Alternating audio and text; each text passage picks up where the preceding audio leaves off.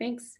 Hey guys, so thanks again for joining me tonight. We're going to be talking specifically about thriving relationships. I think relationships in general is something that probably everybody has experienced from childhood to adulthood. We've all had our experiences, some good and some not so good. So I want to talk about some ways that we can be in thriving relationships with different people. So today we're going to be starting by just talking about, I want to lay the foundation and our expectations when it comes to relationships. We'll talk about anger because that seems to be sometimes a sore spot when it comes to relationships, how to communicate well, and then Q&A. So we're going to pack a lot in a short amount of time. Okay. So I want to just start off with relationships. Relationships shape who we are. I want you to think about that. And I want you to think about from the very beginning of your childhood and the person that you are today, and how these different relationships that you've had have shaped who you are for better, for worse. So if we look with a biblical lens when it comes to relationships, we know that we were created to be in relationships. God didn't create us to be in isolation. That wasn't his intention. If we even look at the 10 Commandments, half of them are talking about a relationship with people, half of them are talking about a relationship with him.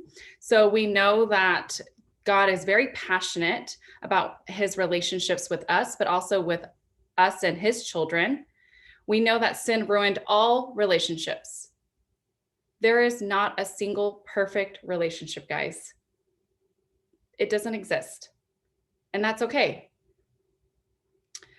It's an opportunity for us to invite these principles and invite Christ into relationships.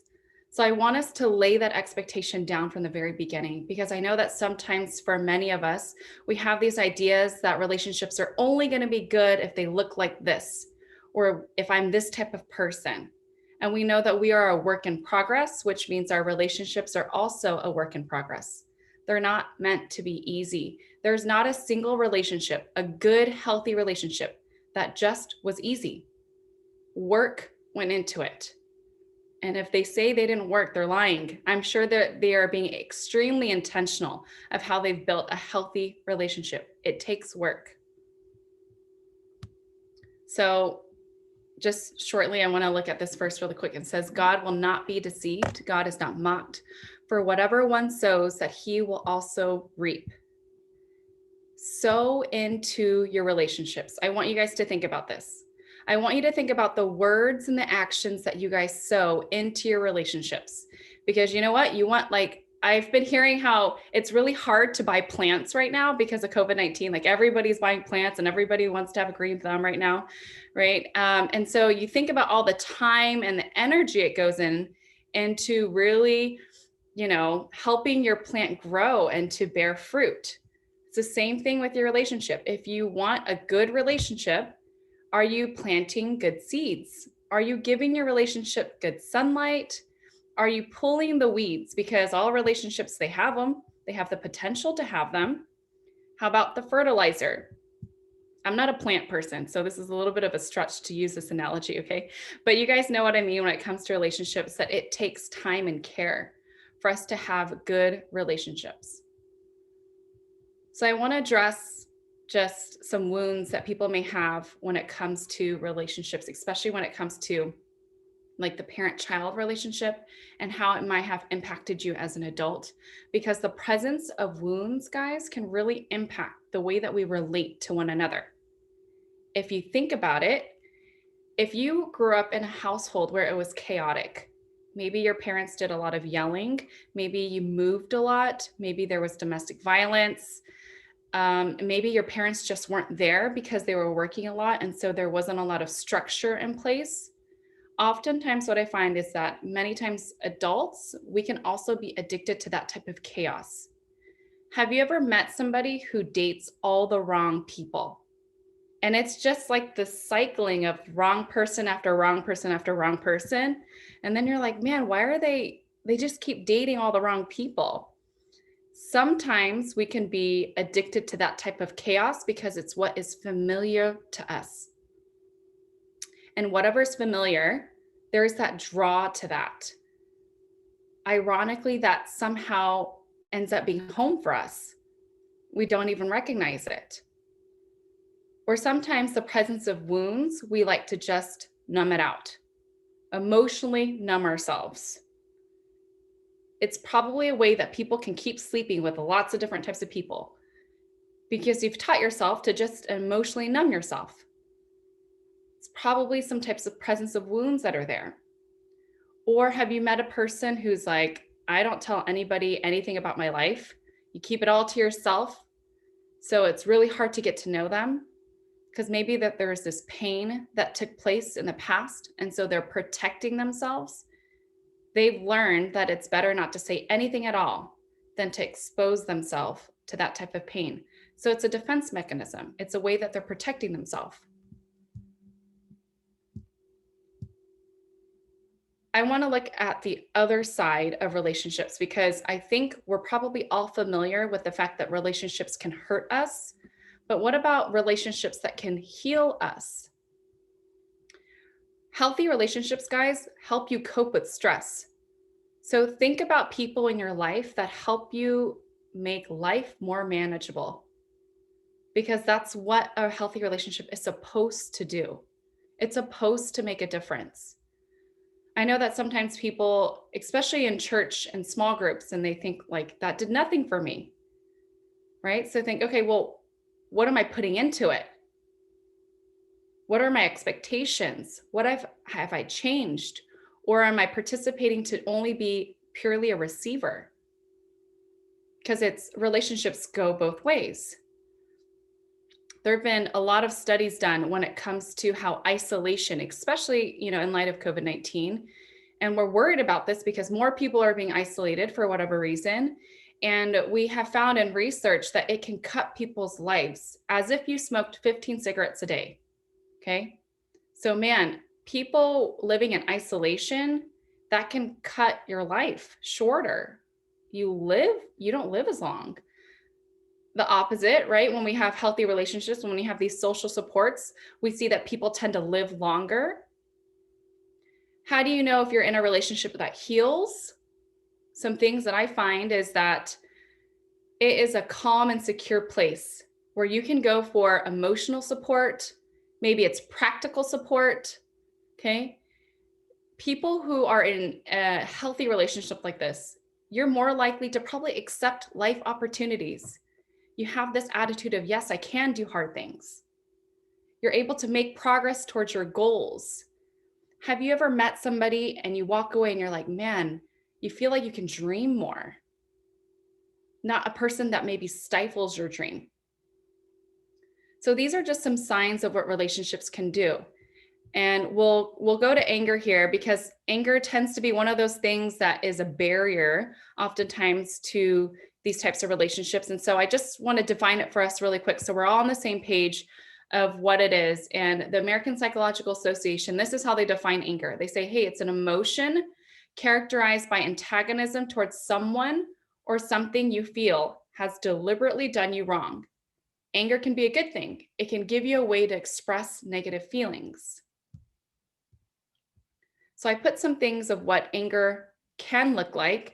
I know that there are many other things that anger can look like, such as like kicking, screaming, yelling, rage. Like I think all of us are very familiar with that's what anger can look like.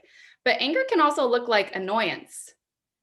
It can also look like cynicism. Have you met somebody who's super cynical in life? It's usually a sign of anger. Or how about somebody when you talk with them and they're incredibly irrational? Like, oh my goodness, they are so irrational in how they think and how they talk, and it can be a sign of anger. Have you met somebody who criticizes people constantly? Oh man, sign of anger. Or blaming rather than taking responsibility.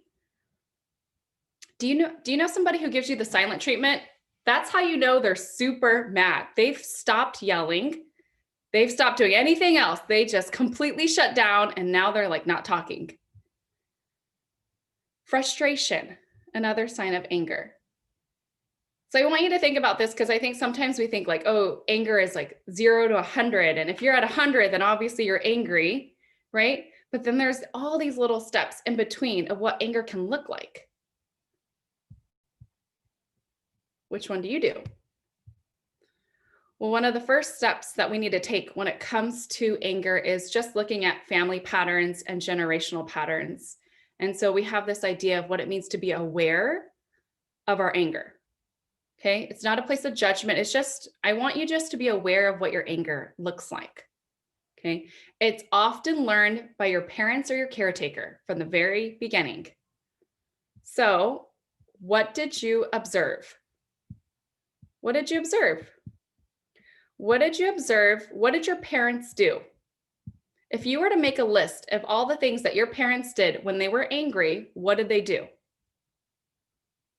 Was there a certain person in your family that was allowed to be angry?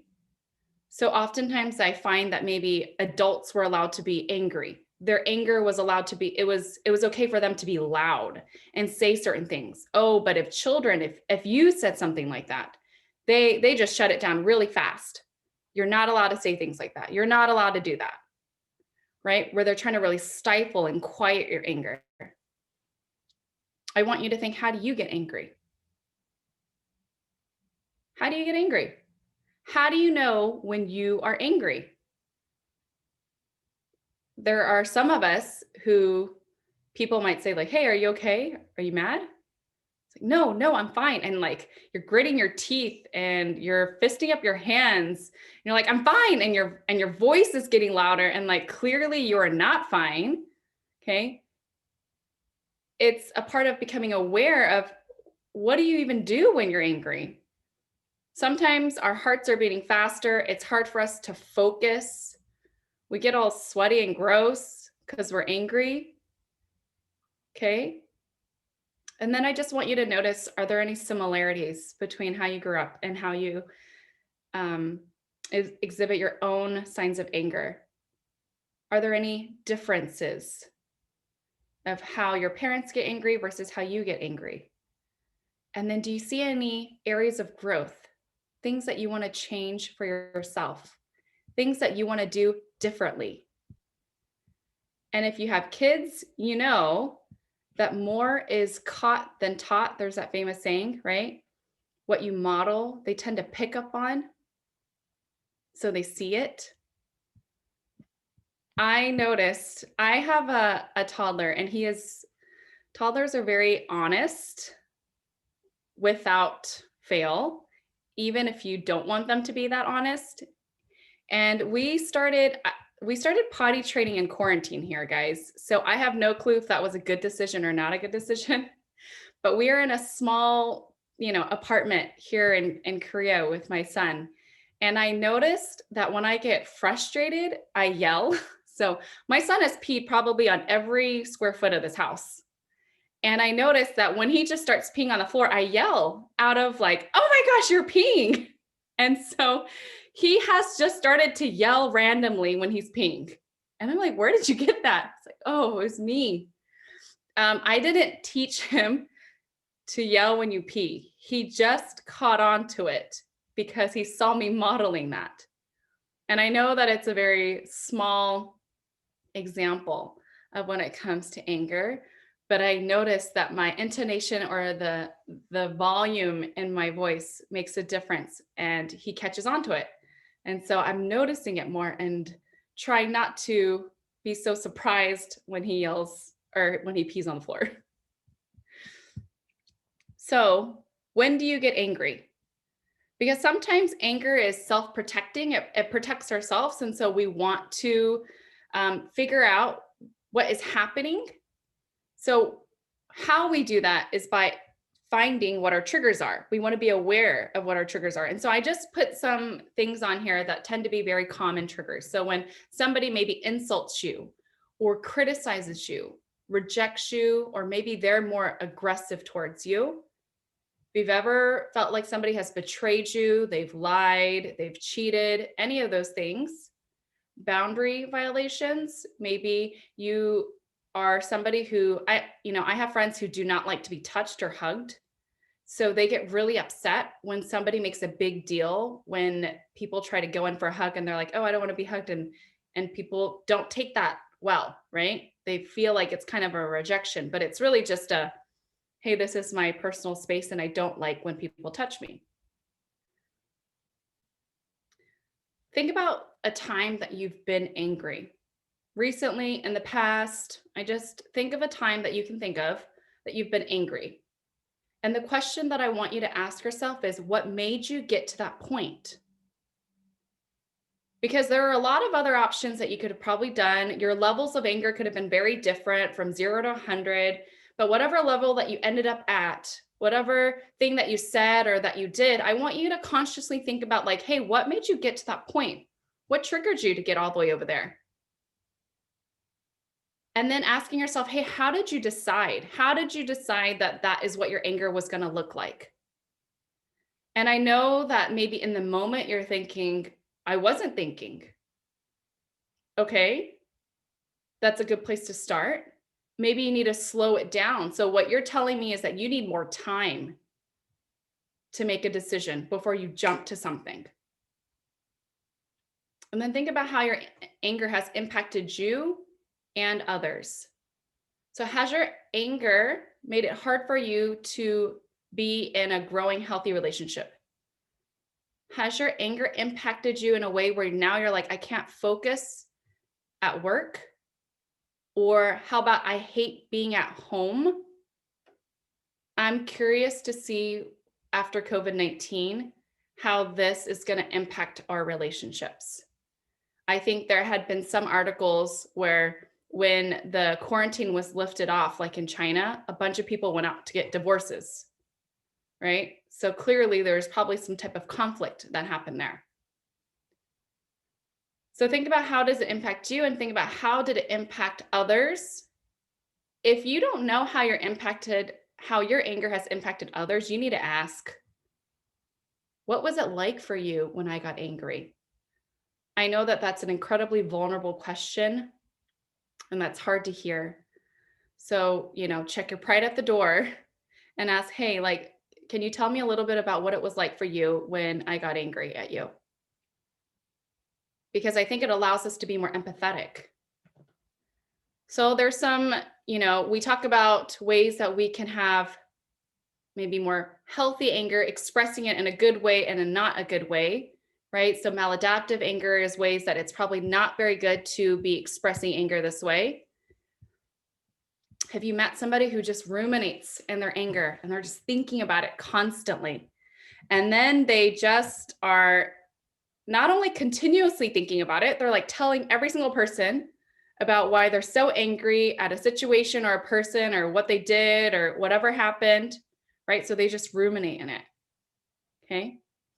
Or they're super pessimistic about the outcomes of this angry situation.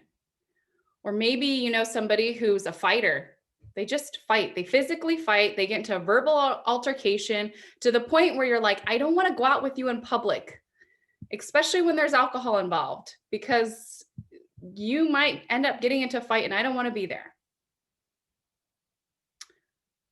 Or maybe somebody who attempts to suppress angry feelings. They suppress it. They just hide it. Nope, everything is fine, no big deal. And you're thinking, man, I would be angry. It's normal to be angry. Or they just try to escape it altogether. They're just running away. They dismiss it that it even happened. Like, nope, that didn't happen. When you have malevolent intentions, which means you have evil intentions, and that's how you express your anger. And it's kind of like you want karma to happen, if you believe in that, right? Like you want bad things to happen to bad people. So you have all these evil thoughts and evil intentions, and that's your way of expressing your anger. And you think, yeah, that's what they get. And I hope something bad happens to them. And right, that is not a good way to release our anger. I find that a lot of people do that. And when people also get mad is when they find that good things have happened to what they have decided is good people or bad people. It's like, they're an awful person. Why should they get a raise? Why should they get that? Right? Why should they be forgiven? Why should they be in a good relationship? Whatever it is. And we have this idea of like bad things should happen to them because they made you upset or they made you angry. So let's look at some ways that we can have some adaptive anger, things that are a more healthy response when it comes to anger. When we talk about constructive intention for expressing anger, what I mean by that is what you're saying is, I respect myself, I respect you, I want to have a conversation that allows for me to be heard the way that I want to be heard. Have you ever been in a conversation where you're so angry that the words that are coming out of your mouth, you're like, that is not what I meant to say. And then now you're sidetracked because now you're calling them names. And it's like, you believe that. And you're saying they're stupid or they're losing, whatever it is. And you think that wasn't the purpose of this conversation. So to think when you're trying to be more intentional when it comes to expressing your anger, coming from a place of, I respect myself, but I also respect you. Cognitive reappraisal is something that we've talked a little bit about yesterday, where you recognize the negative thought that's taking place because of the anger. So you think to yourself, now I want to change my thought to a more effective one. You're asking the question, how else can I think about this? So I'll give you an example. Okay. Let's say you're on your way to a party and you take the wrong exit. And you're starting to think, I took the wrong exit because the signs were so small. Maybe it's an area you've never been to. The signs are faded. And you're like, oh my gosh, the city needs to get it together. There's like not even a sign for me to get off. And that's why I took the wrong sign. And now you're late for the party. And so saying these things like this anger is just rising up in you. How you appraise the situation, making you more angry. So now by the time you get to the party, you're like, I'm so angry, I can't even enjoy it. I don't even know why I'm here. I'm so mad. So I want you to ask yourself then, how else can you think about this? You could think, I always get lost. Why do I suck at directions? It's a valid thought if you always get lost. I am notorious for being bad at directions. So if we have somewhere important to go, I don't drive there. Okay. Maybe you had the birthday cake. And so now you're late and it's like you're thinking, wow, everybody's going to be waiting for me and everybody's going to be so mad because I had the cake, or maybe you had the appetizers. So you're supposed to get there early because you had the apps. Okay. All these things might be true. Probably doesn't help you. You're already late. So asking yourself, well, how else can I think about this? Maybe you think, oh man, at least I don't have to talk to Bob, Sue, I don't know. Somebody that you were going to find annoying at the party. And you're like, because I heard that they're leaving early. So yeah, you're like, oh, thank God I don't have to talk to them. Okay. You could think to yourself, man, what a fluke. I'm never late. I might as well enjoy the scenery. I might as well enjoy this quiet time before I get to a place with lots of different people. Okay. So thinking to yourself, how else can I think about these things? Positive expectations about long-term consequences. So man, you could think, okay, long-term, this is just, we're learning how to communicate with each other. I learned something about myself. I learned something about them. Things can go more smooth in the future because of it. These are growing pains. These are things that you can say to yourself or about the situation. Adaptive anger looks like being an assertive person and addressing the person, addressing the situation. This isn't, I'm ignoring it, I'm dismissing it, it's not a big deal. It's saying, hey, this is the situation, this is how I feel, let's address it, let's come to a solution. When we are restraining our impulses, okay, when we're talking about paying back evil, this is what we're not doing. And we talked about this one before, but I wanted to bring it up because sometimes people think it's okay to do because I'm dealing with my own hurt and pain. So they're like, well, isn't that what you want us to do when it comes to anger? Don't you want me to deal with my hurt and pain? Okay. But what you're saying is, but I don't care about your hurt and pain. I don't care about you and what you're going through as the other person. Before we talked about dismissing the anger. And it's this idea of, hey, just let it go. Just let it go. No matter what that person did, it doesn't matter. Just let it go. It's another way that people deal with their anger. And honestly, I think it's quite selfish because rather than helping them deal with the situation, you're trying to ignore it. What you're really saying is, I want nothing to do with that person, right? When you're that angry. But the question I want you to ask yourself is, what does the world need? What do other people need? They probably need for you to be honest about what's taking place and how they hurt your feelings so that they don't do it to another person.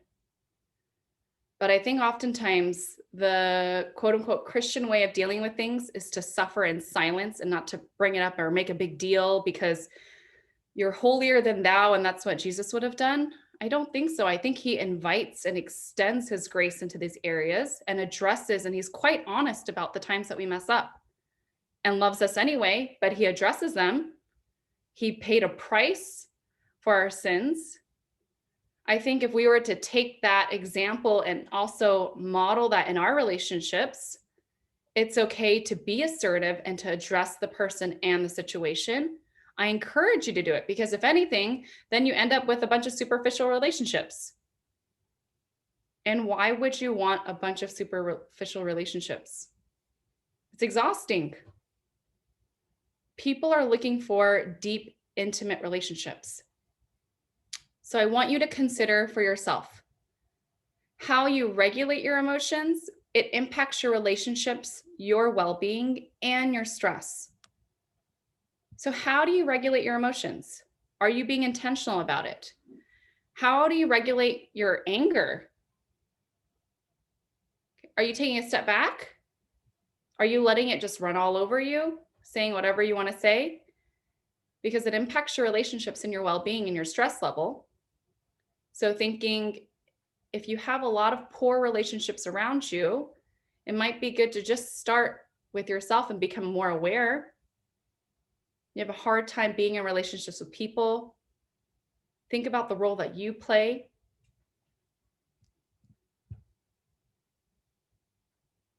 This is a verse that I share with my clients, with those that have been in domestic violence relationships that are perpetrators. Okay. And we're teaching them all these anger management tools and these skills. And it's not a Christian group, but I find that this verse in particular is very specific on how to deal with anger. So know this, my beloved brothers, let every person be quick to hear, slow to speak, slow to anger, for the anger of man does not produce the righteousness of God. You don't have to believe in Jesus for this to work. So thinking about your anger, when you are angry, be quick to hear, guys, and then be slow to speak. Because I know that sometimes in the moment when we're angry and we're in a conflict or an argument, we think of all the things that we're going to say to them as soon as they stop talking, or maybe you just even interrupt them. And so we're not really listening to what they're saying because we're more focused on what I want to say so I can make my point, right?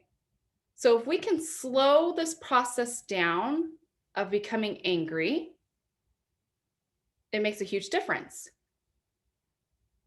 And so some of us are thinking, well, I can't slow it down. Yes, you can. God said you can. You can do it. Let's figure out how to do it. Maybe you need to step away. You need to take a deep breath. Maybe you need a break. Maybe you need to change scenery. Maybe you need some perspective. Maybe you need to talk to somebody else. Maybe you need to watch a short movie, whatever it is. Okay. There are things that you can do to slow that process down. So one of those ways that you can do is I want you to utilize time, and I want you to use time to your advantage. Okay. So when you're mad at somebody, when you're mad at a situation, I don't want you to just walk away because Esther said to walk away when I'm super mad so I don't regret saying anything. Okay. The second part of that is I want you to come back. Okay. I want you to return to the situation. I want you to return to the person and talk to them. So is there a reason why you can't have that extra 20, 30 minutes to deal with whatever's going on? So walk away and come back. Have clear expectations. You want a calm space. You want to come back with this idea of being curious. Well, I wonder what they meant by that. I wonder what it meant for me to be this angry. I'm curious about why I would say something like that to a person that I care so much about. People are looking for connection. Okay. We are looking for us to connect in our emotions rather than fixing something or a solution. We learn in layers. Our brains learn in layers. We learn when there's consistency. We learn with repetition. Okay. Finding a good time to learn these lessons. I want you to ask yourself, are you hungry, angry, lonely, or tired? Usually not good signs to be learning a good lesson. When best do you learn? When you're super angry and you're having a hard time focusing, that's probably not the best time to be thinking about all these things. Okay. The time to learn about these coping skills is probably and hopefully right now for you guys when you're, a little bit more calm. You can add more tools to your toolbox so that when a situation like this arises, now you have all these extra new tools that you can try and learn and try to use. People don't do so well when you're trying to teach them a lesson when they're angry. Have you ever thought about that? I mean, if you even think about a child and they're super upset and maybe they did the wrong thing and yet you're yelling at them and you're saying, don't hit somebody or don't throw things. And sometimes our kids get more angry, right? Or have you ever told a person just to calm down while they're mad? Calm down, just calm down. Right? It usually doesn't work by yelling commands at a person. But instead, what we want to do is to think, okay, what might they be feeling? We want to empathize first. And there are times where we will be in arguments with angry people. And so you might think to yourself, well, I'm not an angry person, but I somehow am married to an angry person. I don't know. Or you're friends with an angry person. You're like, what do I do now? Okay. So I want you to think to yourself, I want you to reflect. And the question that I want you to first ask is, are you safe? Because I know that there are many relationships where you may not be safe. Okay. So I think that is super important to ask, hey, are you safe? I want you to ask yourself, are you triggered? Because is it your pride that's getting in the way? Because if you're triggered, it's probably not a good time to be engaging in a deep discussion about something. I want you to notice not only your body, I want you to notice that too, but I also want you to notice the other person's body. What is their tone like? What is their language like? Okay. If they're like really loud and they're yelling and they're cursing, guys, they're angry. I don't care if they say that they're not angry. They're probably really angry. You might need to put a little bit of distance between you and that person. Physical distance. Take a step back. Maybe you need to take a deep breath. I want you to ask yourself, what might be happening with them right now? What's the purpose of their anger? What I like to do is I just mirror it. When I have people telling me stories about how angry they are about a situation, I just pause and I say, wow, you're angry. It's like putting up a mirror to somebody's face and they realize that they have like a black pepper in their tooth and they didn't realize that they had it there. Okay. And then they get to decide if they want the black pepper in their tooth all day or if they want to take it out. Okay. Don't be the person that acts like there's nothing there in their tooth. That's messed up. Be the person that says, hey, by the way, you have something stuck in your tooth. Okay. So you might just put a mirror up to them and say, hey, wow, you're really angry, because it allows for a person to pause. When you can connect with your emotions, when you're super angry, it allows for you to pause. Think about, what are they trying to communicate? And if you're like, man, I need to get out of this conversation, I need to get out of this, whatever it is, look for the good. State the good. Hey, I appreciate you being super honest. Can we come back to this conversation tomorrow at 3 p.m.? Whatever it is, be very specific. Thank you for not blank. Thank you for hearing me out. Thank you for talking with me today. That's it, right? Look for the good, state it. There's probably something in there, and then maybe walk away and then come back to something like that. So let's talk about some ways that we can communicate. And I think one of the things that we want to look at first is just active listening. Okay. And these are things that you do, verbal and nonverbal skills, where you're communicating. So we know that people can communicate with their words, but also with their bodies. When you are actively listening, you're trying to understand the other person without judgment. You're trying to understand the other person's experience without you putting your own twist of interpretation, right? You're trying to put yourself in their shoes. It's not about you. It's not about your experiences. It's not about what you think. When you are truly actively listening to another person, it takes all the energy in you to really focus in on them. With your body, you're saying, I'm here and you have my unconditional attention. You can't actively listen to somebody, guys, and be on your phone. I hear this a lot with spouses. I hear you, I know what you're saying. And then they spit out verbatim, they repeat what they're saying, right? But they're not really listening or paying attention. A way that you can actively listen is you want to paraphrase by restating. You want to be able to restate the content and the feelings. A way to do this is by using the speaker's own words. I personally typically do not cuss, but I will use curse words if the other person used them too. And it's just to say like, hey, I get it. That person is a whatever word that they try to use, right? Because I'm not judging them for, hey, you're not supposed to use that kind of language. I'm just trying to understand what's going on with you. And people tend to tell you more when they feel like there's no judgment. So are you a good listener? Because if you are, I find that people tend to come to you to tell you things. Not because you have 2 ears and you could hear, but because you understand their heart. So when you're actively listening, I want you to think about some questions that you can encourage the person to elaborate on their thoughts or their feelings. You want to ask questions where you're asking, hey, tell me more. Tell me more about what it was like for you. Tell me more about your situation. You're trying to get a more complete picture of what's happening in the context. This is what active listening entails. We know, we've heard before in the past about being aggressive or being a passive communicator. Okay, but I just wanted to focus specifically on being assertive. Because when you're assertive, you stand up for your own needs and wants, but you also take into consideration the other person's needs or wants without being passive or without being aggressive. So how do you do this?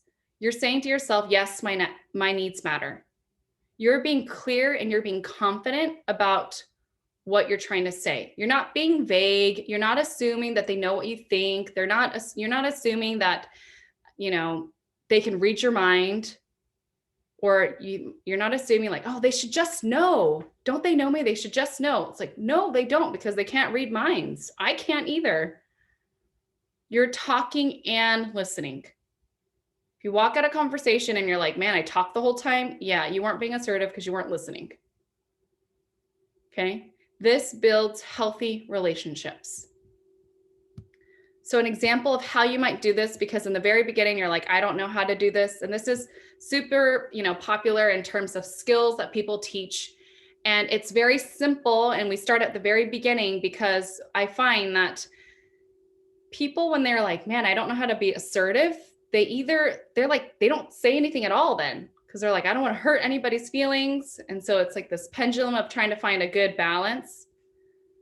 So we start off with, when you do this, so when you yell, okay, you identify the feeling. I feel scared. Okay, it's not thoughts, okay? So it's not like, I feel like you could do better. I feel like you could not yell as much. No. When I'm saying identify an emotion, if you're not sure how to do this, Google list of emotions, pick an emotion from there, okay? Pick whatever emotion that you're feeling, and then be clear about what you're asking for. Could you lower your voice to a library level? I could say, could you lower your voice? And they like barely lower it. And that's not what I meant. but I wasn't being clear. So could you lower your voice to library level? Could you whisper? And then you just practice this until you can figure out a way to communicate assertively. And this is just one way. This is one way that you can practice doing this. So when you blank, I feel blank, could you do this? As a speaker, before you speak, I want you to think about, what is my purpose? What is my intention? In other words, why are you talking? Why are you saying what you're saying? Okay. Think to yourself, what information do I want to send? Like, what are you trying to say? And then consider, how best can I communicate this? How best can you communicate that you care for them? How best can you communicate that you're upset or frustrated or happy or sad? How best can you communicate it? Because I find that people tend to be like fluffy with their words, and they say a bunch of things and they beat around the bush, and then they're upset when people don't understand them.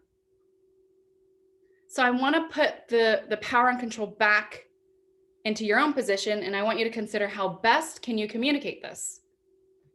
And if you're not sure, and if you weren't being clear, ask the person that you were talking to, hey, am I being clear? Maybe you're communicating with certain types of people and you're like, man, I don't know if I want to communicate with them on a certain level. Or maybe you're trying to figure out, I don't even know if that's the type of relationship that I want to have. You're still trying to figure out what type of relationship you want with them. And this can be from friendships, this can be from small groups, this can be with mentors, with jobs, anything. It's really any relationship. And I say, test them and believe them. So what do? You know, when you meet somebody for the first time, you don't share your whole life story with them, because that's not, you have no boundaries then, guys. Okay. I don't share my whole life story with the person that's checking me out at Vaughn's, nor do they want to hear my life story. Okay. Hi, how's it going? Did you find everything that you needed today? Great. You owe $20, you know, whatever it is, right? So think about your relationships and how you communicate them. Just share a little bit. Maybe it is something personal, but not too personal. So you're like, oh, I'm willing to share this. Share a little bit. And then watch and listen. How do they respond? If you share with them, like, I lost my dog. Okay, I don't know. And they're like, oh, you can just get a new one. There's plenty of dogs out there who need homes, right? Like, I'm not going to tell this person other things because they didn't understand my heart and probably the sadness of what I said when I said, hey, I lost my dog, right? So instead, maybe this person said, oh, I'm sorry to hear that. Is there anything that I could do? Are you putting up signs? Can I share it on my Facebook? Would you like to go out and look for your dog together? And then you decide how much you want to tell them in the future and what kind of relationship you want to have with them. So it's okay to test people. It's okay to see how they respond and how they react. Now, there's always room for grace and there's always room for forgiveness, right? But oftentimes, I think when you share a little bit, it is very telling of how people respond. So if they're somebody who is a safe person, who sees you, who helps to soothe you, they're probably the people that I would want to invest my time into building a relationship. The other people who maybe dismiss what you're going through, who are all about, let's just vent our anger and think evil thoughts together, and they don't encourage you to build a deep, healthy relationship, place boundaries there. Limit your time with them. Limit what you tell them. This is just a way for you to gauge and practice of how to do that in your relationships. So thank you guys for letting me share. I left a little bit of time. And if you have questions, please put them, again on the chat, or you can unmute yourself and you can just ask away.